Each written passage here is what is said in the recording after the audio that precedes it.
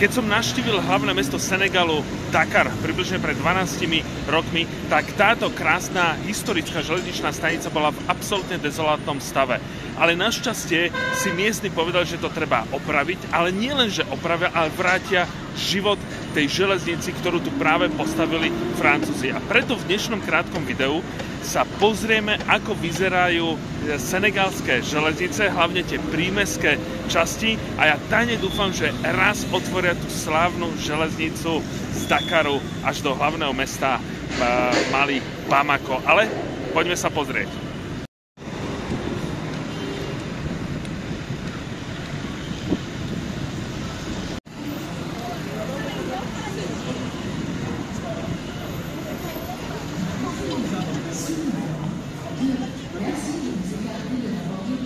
Lístky si viete kúpiť priamo na mieste v krásnej historickej železničnej stanici, a keď idete práve do tých prímestských častí, tak lístok v prvej triede stojí približne 500 západoafrických frankov, čo je necelé euro, alebo v prvej triede je za 2500, čo je približne 3 eurá.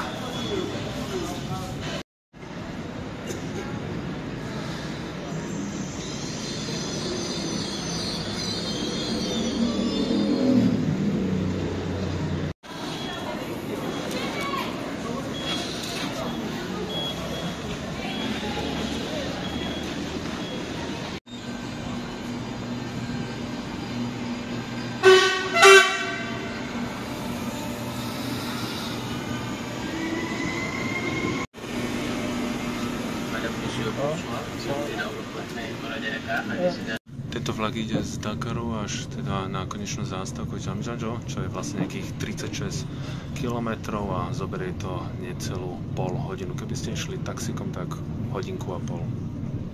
Destination Dakar. Prochain arrêt Dakar. Destination Dakar. Next stop Dakar. Aby ste nemali pocit, že točím stanice len v hlavnom meste, tak tu si môžete vytvoriť pocit, ako to vyzerá aj v takých tých priľahlejších oblastiach.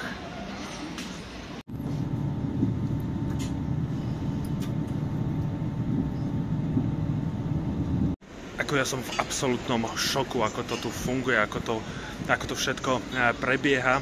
I keď možno niekto by povedal, veď to nie je klasický vlak, že možno je to metro. V Senegale hovoria, že je to vlak, my by sme možno povedali, že je to metro, ale oni toto chcú rozšíriť do ostatných častí celej krajiny. Ale aj keď som napríklad teraz bol v Nigérii, že tam niečo postavili, tak to veľmi rýchlo zhumplovali. Tu je vidieť, ako si to ľudia vážia, že keď je niečo čisté, keď je niečo presné, keď vidia za tým nejaký príbeh, tak ľudia si to proste budú na to vyslovene, že hrdí.